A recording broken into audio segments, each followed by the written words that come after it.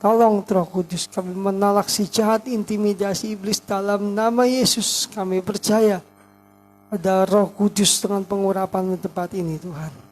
Dalam nama Yesus kami berdoa. Amin. Selamat pagi. Halo, selamat pagi. Yang tuh di belakang udah penuh banget. Di depan masih ada bangku kosong tuh. Boleh diisi. Ayo, Yusuf. Ayo, di belakang masih. Jangan kumpul-kumpul di belakang katanya. Oke. Hari ini saya dapat tema. Ketika saya berdoa, saya bilang saya mau ngomong apa. Judulnya susah, berat. Temanya indahnya mengalah. Wah, saya berapa kemarin doa, saya dapat ketika saya merenungkan firman Tuhan, saya dapat muncul di hati saya, di pikiran saya judul satu kalimat, indahnya mengalah. Mengalah itu susah, bener nggak? Jujur saya akui, saya pun masih terus belajar untuk hal ini gitu. Kenapa? Karena pada dasarnya kita ini punya namanya kehendak bebas. Jadi maka Tuhan berkata, saya pernah bilang perubahan itu seumur hidup. Makanya hari ini saya beri judul indahnya mengalah. 1 Korintus 13 ayat 4. Mengalah itu indah. Kenapa mengalah itu indah? Nanti kita belajar. Yuk, 1 Korintus 13 ayat 4 kita baca sama-sama. 1 Korintus 13 ayat 4. Sudah, 2, 3.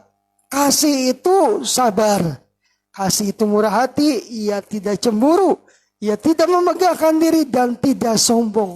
Dalam ayat ini Tuhan berkata, kasih itu sabar. Ada pepatah berkata, orang sabar disayang Tuhan katanya.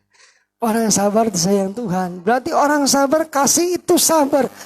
Orang sabar berarti orang itu mudah mengalah. Mengalah itu susah. Benar saya akui susah. Kenapa? Apalagi kalau ketemu orang yang mengalah itu orang yang ngejengkelin kita. Benar gak? Susah banget. Boro-boro mengalah. Ini orang udah keterlaluan pengen nabok rasanya Tuhan ya orang ini gitu. Kalau ketemu orang nyebelin banget, kalau mengalah sama orang yang kita anggap orang yang baik sama bos mungkin masih oke. Tapi kalau sama orang yang nyebelin terus rasanya apa ya, pengen ngelempar sepatu gak ada orang gitu katanya. Makanya kasih itu sabar, berarti kasih itu mudah mengalah. Nah, hari ini kita belajar. Suatu hari saya cerita sedikit ketika saya di penjara, saya pernah cerita di sini. Jadi kalau Bapak Ibu yang tahu ada aturan main dalam penjara tuh. Ketika orang yang masuk dalam penjara itu pertama kali masuk namanya ruang penampungan. Nah di penampungan tidak ada aturan main. Malam pertama tuh gak boleh tidur. Harus digebukin rame-rame. Dan itu aturan yang kedua gak boleh namanya melawan. Kalau melawan, padahal kalau dipikir-pikir tuh. Ini orang ketua kamarnya badannya kecil, kurus. Ketika baru masuk ruangan, tiba-tiba ada orang pukul dari belakang kepala saya. Saya nggak tahu siapa. Waktu dipukul, rasanya kita pengen balas, bener nggak? Rasanya kayak gue tuh. Tapi saya bilang udah diam aja, percuma. Membalasnya percuma. Saya diam. Biarin dia mau perlakuin saya sesuka hati dia. Saya cuma bilang, Tuhan, biar Tuhan yang bekerja. Saya ngalah aja dah. Toh, percuma melawan pun gak akan menang karena sesuatu hal gak bisa diomongin di sini. Singkat cerita, ketika saya mengalah, saya biarin Tuhan tolong. Berapa kira-kira selang 1 bulan kemudian, orang yang gebukin itu, saya melihat dia digotong pakai kursi roda dalam kondisi sekarat ya. Terus gak lama kemudian, sorenya saya dapat kabar, orang itu sudah meninggal. Saya nggak doain dia supaya mati loh. Enggak, yang maksud saya doain orang supaya mati. Enggak. Tapi saya melihat apa? Saya berpikir, bukan saya mengharapkan atau saya syukurin orang itu meninggal. Enggak. Tapi saya melihat gini loh. Saya berhasil menang. Menang apa? Menang melawan namanya ego saya. Kemarahan saya, keselnya saya sama dia. Saya berhasil gitu. Dan saya melihat cara Tuhan bagaimana membela. Mengalah itu indah. Makanya salah satu praktek kasih yang seringkali susah dilakukan itu mengalah. Mengalah. Kenapa? Karena nanti kita belajar. Yang pertama kita belajar. Kenapa mengalah itu indah? Yang pertama, mengalah itu bukan berarti kalah. Orang yang mengalah bukan berarti orang itu kalah.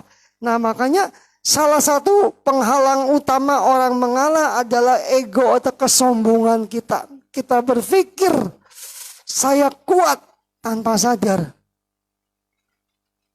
Ketika konflik dengan orang, lu belum tahu siapa gua. Lu aja gak tahu siapa lu, apalagi gua gitu. Ya gak? Ya kan? Konflik dengan orang, lu gak tahu siapa gua lu. Benar-benar ribut dikit, taruh gue proses lu, gue laporin polisi. Taruh gue bilangin pejabat lu, si A, si B. Kenapa? Kita berpikir apa? Kita gak mau ngalah karena kita merasa kuat. Begitu kesinggung dikit, lu gak tahu siapa gue laporin lu sama si A, si B. Kadang-kadang apa? Mengalah itu bukan berarti kalah. Ketika ribut dengan seseorang, konflik dengan adik kakak, mungkin konflik dengan siapa? Istri saya sering bilang apa? Udah mengalah aja. Misalnya, wah ribut sama si berantem nih adik kakak. Wah berantem sampai nggak mau nanya, diem-dieman. Kira-kira yang senang siapa? Yang menang siapa? Nggak ada yang menang, dua-duanya. Yang menang siapa? Iblis. Saya merenungkan kalau kita berantem sama seseorang misalnya. Kita ribut, misalnya Handoko konflik sama Yusuf. Handoko bilang, lu gak tahu siapa gue ya? Wah, Yusuf bilang, lu badan lu lebih gede lu. Mau berani apa? Akhirnya berantem. Tonjok-tonjokan. Yang senang siapa? Iblis. Kenapa? Wah, gue berhasil memprovokasi. Gue berhasil berantem. Pecah Yusuf sama Handoko, musuhan. Di gereja enggak nanya, diem-dieman. Makanya orang sakit hati biasanya apa? Susah sendiri. Ketemu orang, saya sebel sama Yusuf misal. Setiap kali ketemu Yusuf menghindar terus. Benar gak? Kenapa? Karena sebel sama dia gitu. Makanya orang mengalah itu bukan berarti kalah. Mengalah bukan berarti kalah. Kenapa? Karena seringkali kita susah mengalah. Karena kita merasa diri kita benar. Bapak Ibu, saya dapat kalimat begini. Sebenar-benarnya kita meminta pembelaan Tuhan, kita tetap salah di hadapan Tuhan. Kenapa? Karena Alkitab bilang semua manusia telah berbuat dosa. Yusuf berantem sama Handoko. Dia doa, Tuhan, ubahkan Handoko Tuhan. Sebenar-benarnya kita minta pembelaan Tuhan, toh kita udah salah di hadapan Tuhan. Kenapa? Karena kita merasa diri kita sudah benar gitu. Dan gak sadar. Makanya Tuhan Yesus bilang gini, kamu melihat selumbar di mata saudaramu, tapi balok di matamu kamu gak kelihatan. Makanya kita gampang sekali cari kesalahan orang, tapi nyari kesalahan diri sendiri susah. Bener gak? Coba cari kesalahan Yosef. Wah, pasti banyak banget kan. Wah saudara, Yosef tuh begini. Coba cari kesalahan diri sendiri gitu. Susah. Mengalah bukan berarti kalah. Tapi dengan mengalah kita mengalahkan keakuan kita. Ego kita. Kadang-kadang yang membuat orang susah tuh untuk mengalah apa? Dia merasa dirinya hebat tanpa sadar. Mungkin karena punya kenalan pejabat. Mungkin punya kenalan aparat. Mungkin punya sesuatu yang dia andalkan. Alkitab katakan terkutuklah orang yang mengandalkan manusia. Yang mengharapkan manusia. Biarin Tuhan bekerja. Mengalah aja, mengalah. Tadi saya ceritakan, ketika digebukin rasanya kita tuh kalau tersinggung tuh rasanya pengen balas banget. Tapi hari itu saya bilang biarin aja dah. Tapi nikmati proses dan Tuhan bekerja. Yang kedua, yang pertama mengalah bukan berarti kalah. Yang kedua itu mengalah tandanya kita kuat. Mengalah bukan berarti kita tuh lemah. Tapi mengalah tandanya kita kuat. Kenapa kuat? Karena kita berhasil mengalahkan keakuan kita. Yesus pernah bilang, apa gunanya seorang memperoleh seluruh isi dunia tapi dia kehilangan nyawanya. Sama sekarang kan orang, wah gue punya ini, banggain itu. Tapi Tuhan berkata, percuma gitu. Langit dan bumi punya aku. Mengalah tanda kita kuat. Kenapa? Karena kita berhasil mengalahkan keakuan kita, kemarahan kita, kesombongan kita. Dengan mengalah kita semakin kuat dan semakin tahan uji menghadapi orang yang nyebelin. Benar nggak? Diuji. Kuat. Kayak orang fitness kan, Yusuf suka fitness kan ya. Jadi pertama angkat 2 kilo, 5 kilo, sama dilatih. Pertama kita menghadapi orang di tingkat level pertama nyebelinnya. Masih biasa aja. Begitu lulus naik ke level kedua. Menghadapi orang yang lebih menyebalkan lagi. Lulus naik lagi berarti kita kuat dong.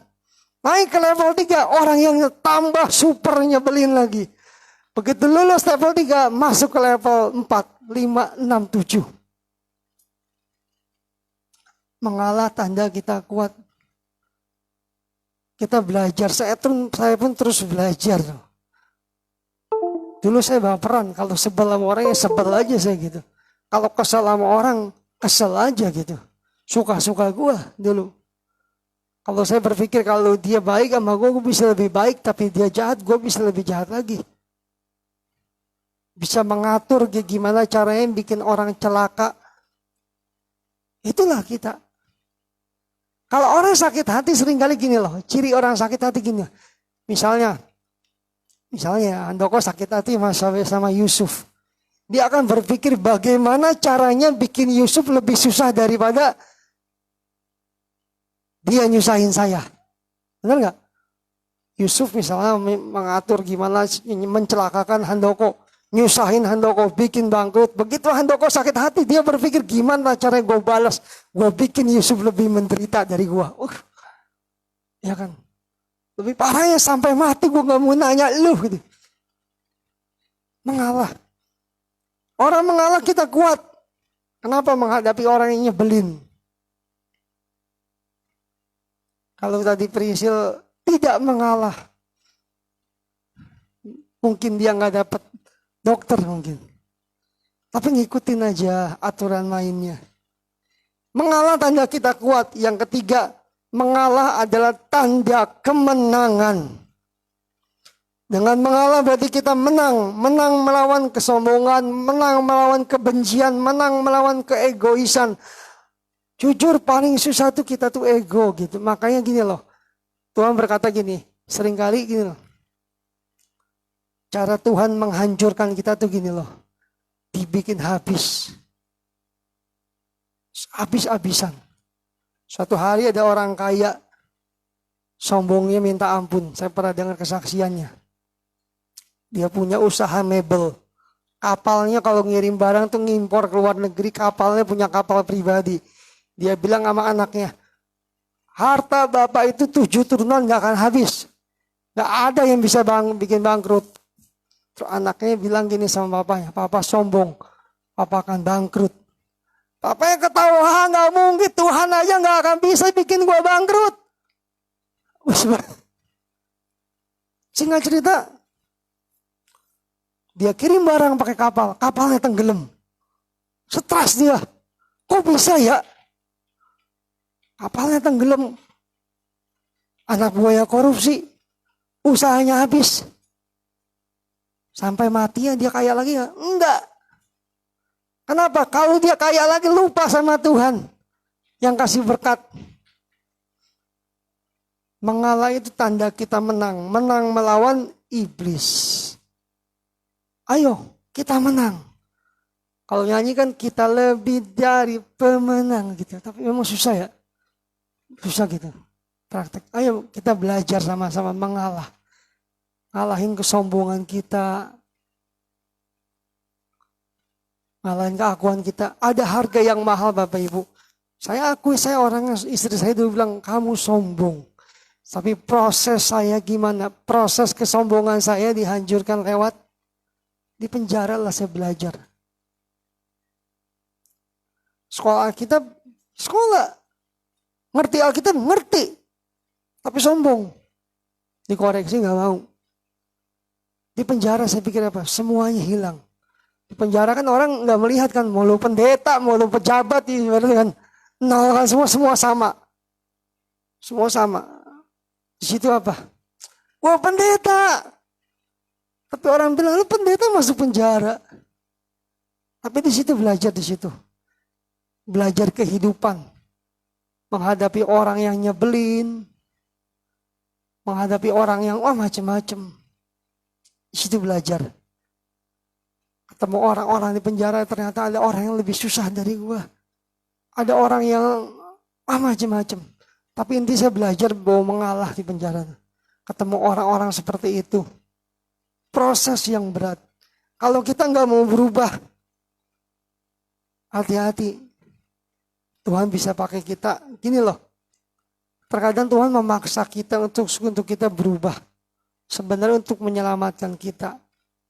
Sekarang apa sih yang kita banggain dalam hidup ini? Kita punya koneksi. Kita punya kenalan. Kita punya harta. Toh pulang sendirian. Bener gak? Pulang ada gak? David pulang bawa beras gak, David? Bawa mobil, ambulan. Iya kan, kita gak bawa apa-apa gitu. Saya berpikir ya, iya ya. Semua yang kita punya, toh ditinggalin. Gereja ini punya Tuhan. Suatu saat saya sama istri pulang, gak dibawa kan. Mau dibopong ke gedungnya gak. Punya Tuhan.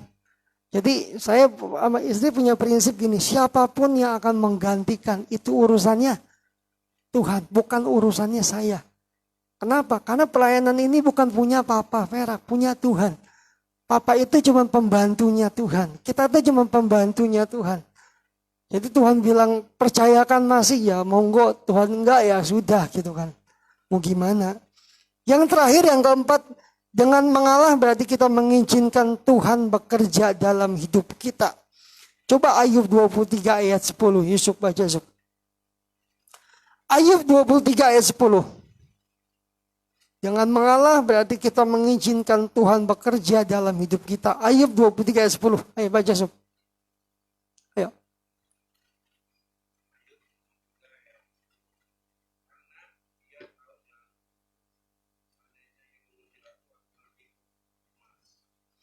Dibilang seandainya aku, jadi kita ketemu orang-orang yang jengkelin. Tujuannya apa? Supaya kita jadi emas. Supaya kita jadi murni. Atau di pasar ketemu orang yang jengkelin nggak cuy? Banyak ya. Tapi diproses di situ. Diproses. Logikanya gini loh Bapak Ibu. Kita ini kan calon warga kerajaan surga. Kalau kita di dunia ini kan lagi latihan, benar nggak? Lagi latihan. Kita ini di dunia sedang latihan. Latihan hidup damai dengan sesama.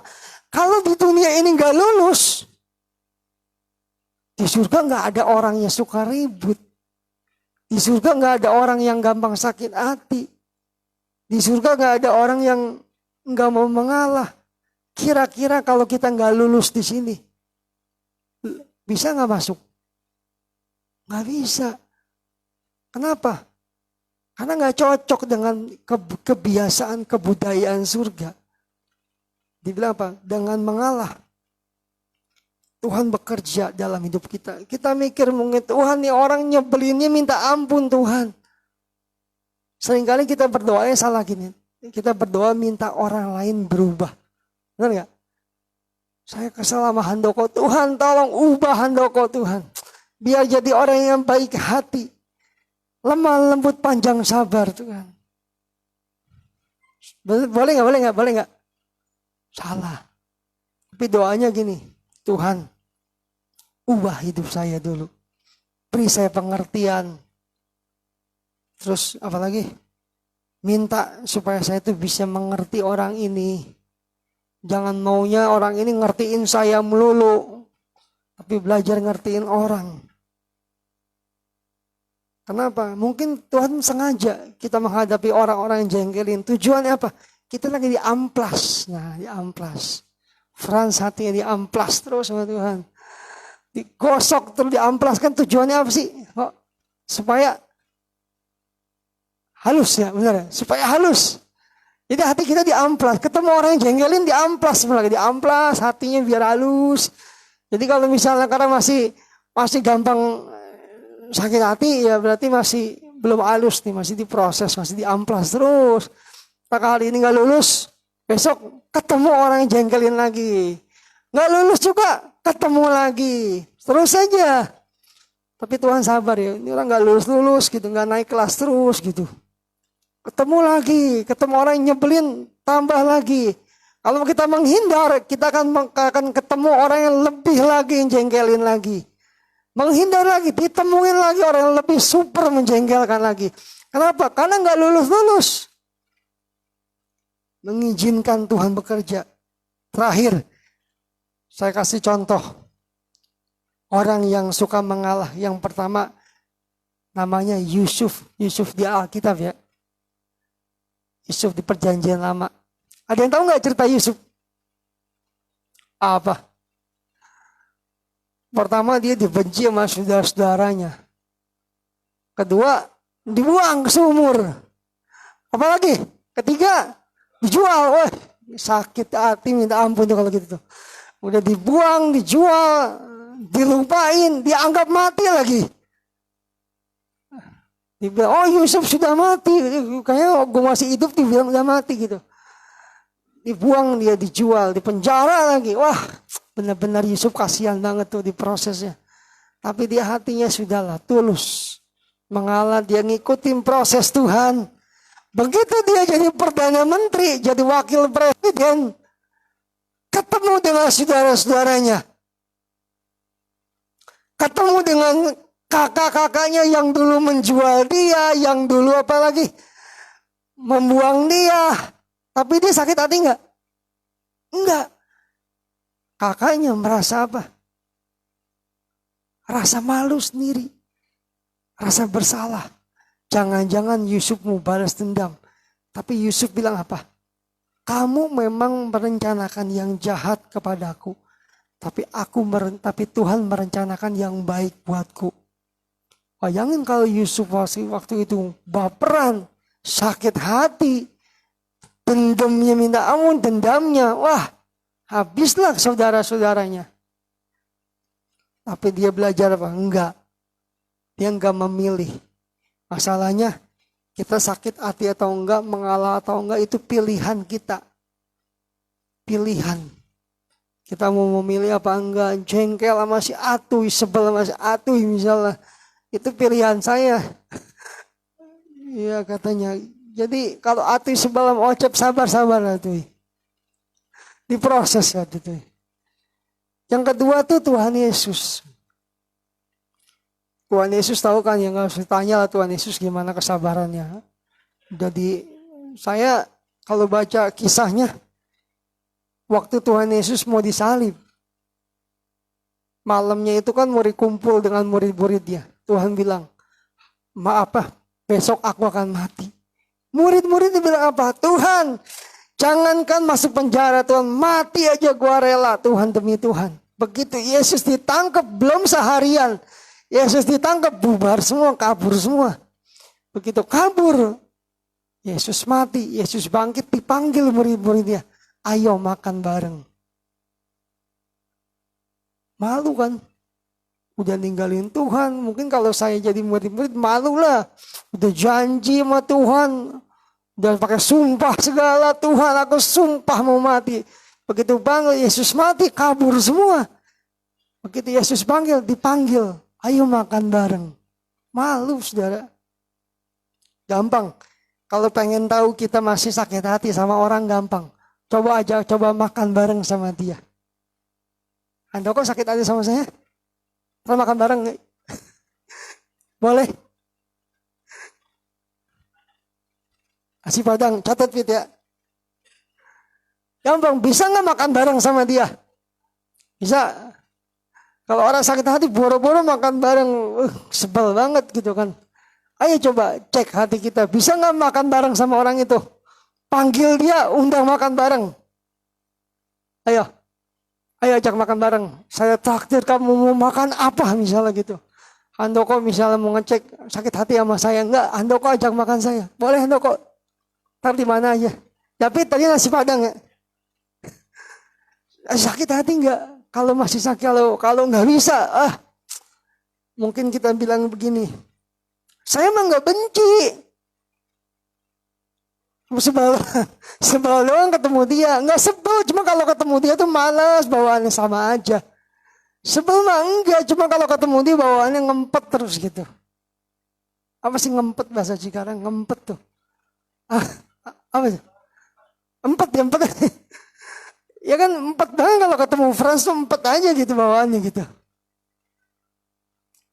Nggak sakit hati, nggak ngambek. Cuma kalau ketemu Frans tuh bawaannya pengen nabok aja gitu. Gitu kan. Makanya ayo. Solusi gimana? Minta pengertian sama Tuhan, minta hikmat. Tuhan kasih saya hikmat, mengerti orang lain.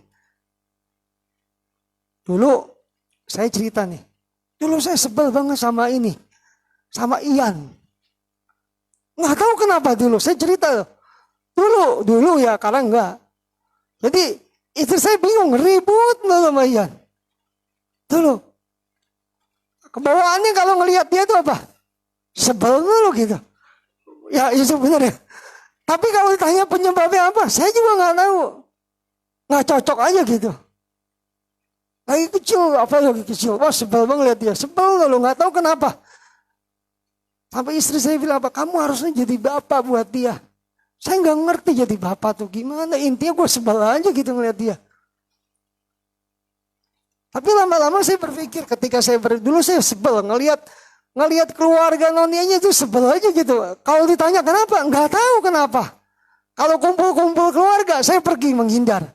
Kemana kayak pergi? Satu hari kita kumpul keluarga, pergi ke Ancol. Yang lain pada kumpul, saya pergi jalan-jalan sendiri gitu. Haleluya. Kenapa? Kalau ditanya kenapa? Nggak tahu. Sebel aja bawaannya kalau kumpul keluarga. Apa biarpun diajak makan bareng, kumpul keluarga makan bareng, pasti pergi saya. Mana pergi ada alasan lah, ke sana alasan. Tanya dia, orang masih hidup tuh Yusuf tuh. Sebel banget sama keluarga tuh. Sama papa, wah. Padahal pelayanan ya, tapi sebel sama orang tua loh. Bener-bener. Tapi intinya saya belajar gini, bahwa ketika di penjara saya belajar, ketika tidak ada seorang pun yang menolong saya. Keluarga yang datang. Keluarga yang datang. Saya melihat papa datang pakai kursi roda walaupun gak boleh masuk waktu itu kan. Walaupun gak boleh masuk karena peraturan saat itu. Bukan jam besuk. Saya melihat di luar. Papa yang dipakai kursi roda. Datang. Kenapa? Indahnya mengalah gitu. Karena saya melihat apa? Papa mengalah orangnya. Keluarganya. Dari situ saya belajar, saya berpikir iya ya. Saya introspeksi, kenapa saya bisa sebel sama orang? Sama keluarganya. Sampai Noni nanya sama saya, emang keluarga saya jahat sama kamu? Ada yang jahat gak? Si Yusuf bikin jahat gak si Yusuf? Lihat si Yusuf pakai baju saya gak izin, gak bilang-bilang. Dulu Yusuf, sekarang gak. Dulu. Sering banget. Dulu. Sekarang enggak. Percaya deh, sekarang enggak. Dulu sering banget. Tahu-tahu dia pakai. Karena dulu belum nikah, karena dia belum ada yang ngurusin. Tinggal serumah tahu-tahu keluar kamar, enggak bilang enggak pakai kaos saya. Wah, dengan bangganya enggak pakai kaos saya. Kesel bawaannya. Akhirnya apa? Baju yang dia pakai saya enggak mau pakai lagi gitu. Segitunya gitu. Nggak tahu kenapa gitu. Kalau sekarang enggak, dia nggak ada baju saya pinjemin, so baju. Jangan lupa balikin gitu. Kalau ingat dia juga. Tapi dulu begitu. Jadi tapi untungnya bersyukurnya Nadia datang saya udah berubah. Udah berubah, nggak baperan, nggak tersinggungan lagi. Tapi saya terus belajar, saudara. Sakit hati sama orang bikin saya bingung lah kenapa saya sakit hati sama keluarga. Nggak ada salah, enggak. Sebelahnya bawaannya gitu. Sampai kadang ngomong sama Yosef, Sep, mertua lu datang, Sep. Padahal mertua kita juga ya. Benar nggak? Kalau datang mertua Sep, mertua lu tuh gitu. Menghindar, pergi gitu, sebel gitu. Tapi belajar, ketika kita minta roh pengertian, kita belajar. Yang kedua, bukan cuma minta roh pengertian, yang kedua apa? Jangan menuntut orang lain berubah gitu. Minta kita berubah, Tuhan, ubah hidup saya Tuhan gitu. Kadang-kadang kita tuh nggak sadar dengan kesalahan kita. Tapi kita kalau nyari kesalahan orang gampang loh. Saya diubah ke situ. Saya nggak belajar, jangan nyalain orang terus apa-apa. Jangan minta istri saya yang berubah, saya yang harus berubah. Saya berdoa sama Tuhan apa? Bukan berarti kita pendeta tuh nggak pernah konflik, ada konflik. Tapi saya sering minta sama Tuhan, Tuhan tolong buat saya ngerti istri saya. Kalau ngobrol sama orang, ketika ada jemaat yang konseling atau orang ngobrol, kita ngobrol biasa, doa saya apa? Tuhan tolong buat saya ngerti apa yang diomongin orang ini. Buat saya ngerti memahami gitu. Gak enak saudara kita minta pengertian tuh. Kenapa? Karena seringkali kita pengen dimengerti, benar gak? Kita pengen dimengerti, pengennya disayangin, dihargain, apalagi macam-macam lah. Tapi kalau kita kira menghargai susah. Ayo belajar hari ini. Minta hati yang tulus. Minta hati yang tulus. Yang gampang mengalah. Jangan lagi tersinggungan. Gereja ini rumah kita bersama. Rumah kita bersama. Rumah kita bersama yang perlu kita jaga bareng-bareng. Saya pun ketika saya dapat ayat ini, firman Tuhan ini, saya jujur introspeksi dulu. Introspeksi dulu. Kita belajar sama-sama. Yuk minta sama Tuhan. Tuhan ubah hati saya. Saya pun terus belajar saudara. Saya belum sempurna. Sampai saya mau belajar terus. Makanya kita belajar dari Tuhan Yesus. Hati yang tulus. Hati yang mau mengalah. Mau mengampuni. Kalau di antara kita suka mengalah enak kan semuanya kan. Nggak ada yang gede-gedein ego. Nggak ada yang semua. Kita keluarga semua gitu. Keluarga itu mengalah gitu. Yuk kita berdoa sama-sama. Tuhan terima kasih buat hari ini. Kami berdoa beri kami hati yang baru. Hati yang mau belajar mengasihi sama. Yang tidak baperan lagi. Hati yang penuh pengertian Tuhan. Yang tulus. Supaya kami boleh belajar mengerti dan mengalah terhadap orang-orang yang mungkin seringkali merepotkan kami. Nyebelin buat kami. Beri kami hati yang besar Tuhan. Terima kasih Tuhan buat hari ini. Tanamkan firman-Mu di hati kami Tuhan. Dalam nama Yesus kami berdoa. Amin. Kami berikan persembahan. Nanti Handoko berdoa. Itu saya minta Nadia sama Terry yang menjalankannya. Nadia sama Terry. Handoko berdoa.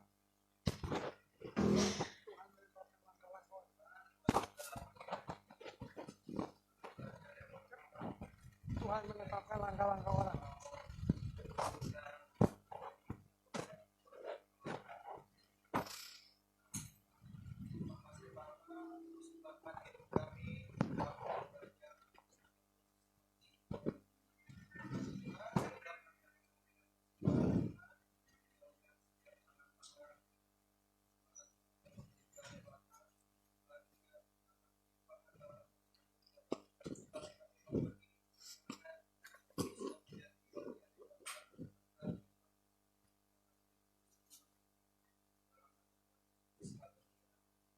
Yuk, Nadia sama Terry. Tuhan menetapkan langkah-langkah orang.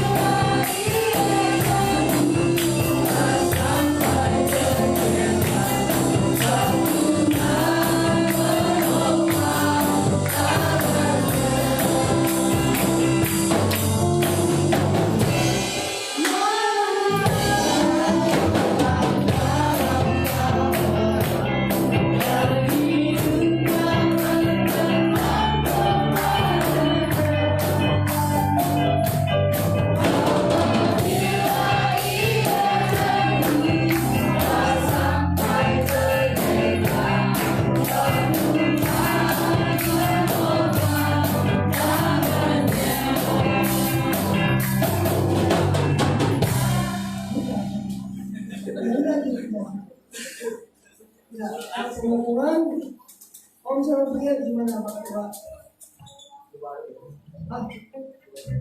Di rumah siapa?